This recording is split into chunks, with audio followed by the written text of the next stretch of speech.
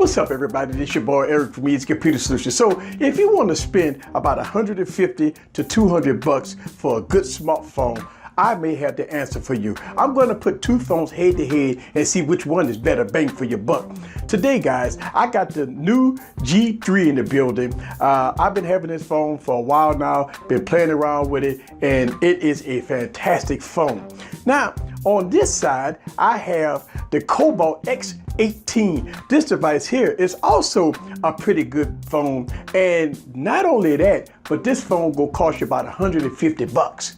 That's right, 150 bucks. They're not the best specs in the world. 150 bucks, 200 bucks, you're not gonna be wild away about performance and all that stuff like that. But let's put these two titans head to head and see which one is King Supreme. So get your popcorn ready and follow me on this journey. Let's go.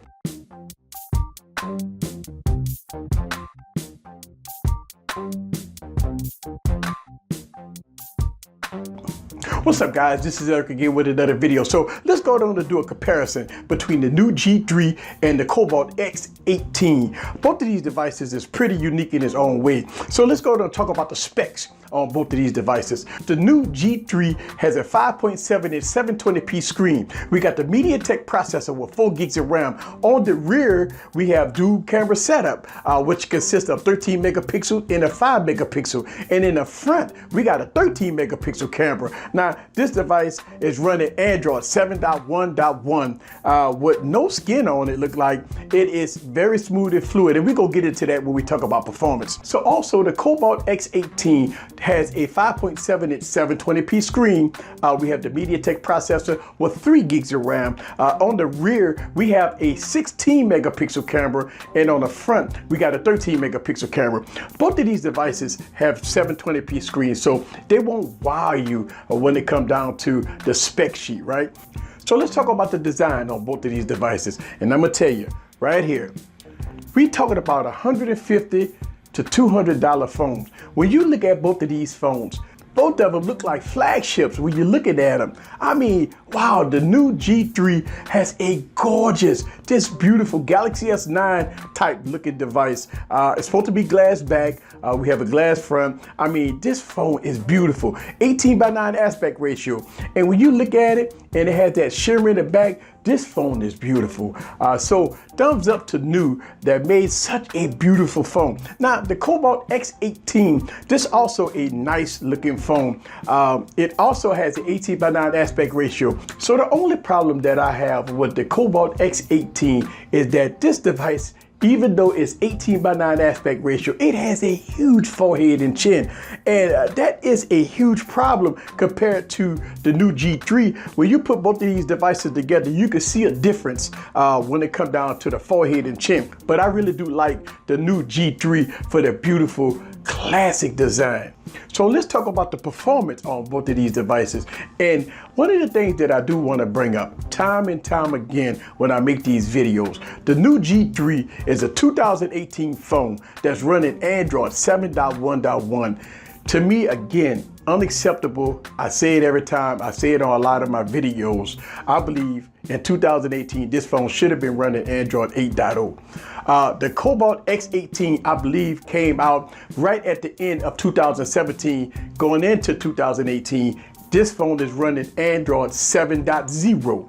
So when it comes down to support, both of these devices is running outdated operating system in 2018. But let me go ahead and show you guys some performance with both of these devices. So check this out.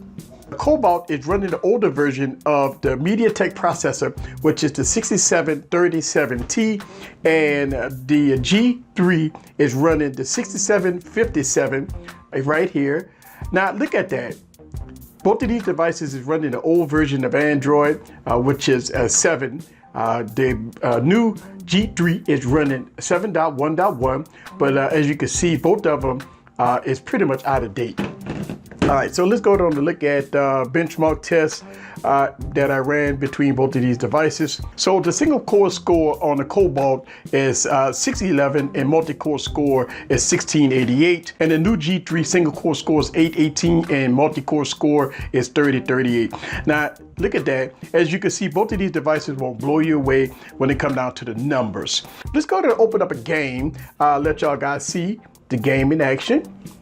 Again, 720p screens, and so you got a slower MediaTek processor here, you got the faster MediaTek processor here, you got 4 gigs of RAM, 3 gigs of RAM. So in essence, this device should perform a little better than the Cubot.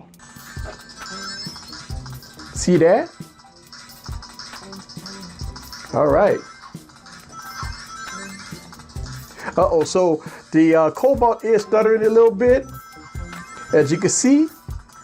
Yes, the Cubot is stuttering a little bit. So overall, kind of let y'all guys see that. Boom. There it is. All right, so you're gonna get better performance when playing this kind of low-end game here. And one of the things I'm seeing on both of these devices is that even though you open up apps, and this is supposed to have the 18:9 aspect ratio, you're getting kind of double black bars here. Even though you got a huge forehead and chin, you get the black bars there. So let's talk about the cameras on both of these devices. Listen, when you talk about low budget phones, you don't anticipate on having high-end good cameras. But you know what? I still put it to the test. You know, in the daytime, most cameras are going to look good. On this YouTube channel, I like to put the cameras to the test. I like to have good testimony on how good or how bad the cameras are with both of these devices. So I'm doing all low light. So you know how I like to do it on this YouTube channel. I got the new G3, right? I got the Cubot X18, but I always like to add a third device in. I'm gonna put a little flagship, one of the best cameras that a lot of people be saying on the planet, the LG G6, right? I like these rear cameras on there, not the front facing cameras, but I like the rear cameras. So I'm gonna put all 3 phones to the test so you can gauge budget phone versus a high-end phone. So check this out.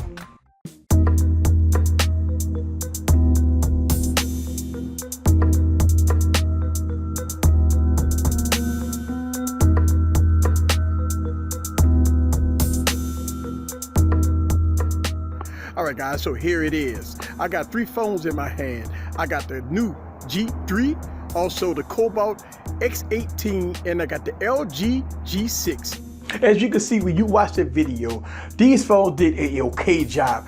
It's a true testament on how good cameras are at night. In the daytime, cameras gonna look good. In 2018, I'm finding myself doing a lot of low light photography and videos because in the daytime, you know, a lot of phones do very well because you got a lot of light. But at night, it give a real good testament on how good or how bad the cameras are. But you be the judge for yourself when looking at that footage. Let's talk about battery life on both of these devices. The new G3 has a 3000 milliamp battery and the Cubot X18 has a 3300 milliamp battery. Listen, 720p screens, MediaTek processor, you're going to get full day battery life for both of these devices. But you know what? I've been having a little more battery life on the new G3 versus the Cubot X18. But overall, that's here and there. Your usage may vary. Your mileage may vary. But both of these devices going to give you pure excellent battery life. Taking it that they got stock Android on here, no bloatware, so you gonna be a-okay when it comes down to battery life on both of these devices. So one of the hugest turnoff with the Cubot X18 is that this device in the United States does not have LTE. So that might be a complete deal breaker, even though this phone costs 150 bucks. Not having LTE, that is a huge drawback for this device. Also, a huge drawback for this device is that even though it has an 18:9 aspect ratio, the huge forehead and chin is something that a lot of people may say that's a deal breaker. And lastly, a deal breaker is that this device is running Android 7.0 almost 6 months into 2018. So I feel that maybe, just maybe, this device does not have any support. Yes, it costs 150 bucks. So overall, that's some of the negative things that you're gonna get with the Cubot X18. So let me give you some of the negatives that I found with the new G3. G3, and it's not a lot. Believe it or not, it's not a lot. One of the hugest things with this device is that it's running Android 7.1.1, which to me, again, unacceptable for a 2018 phone. Another thing that might turn you off with the new G3 is that this phone does not have a headphone jack.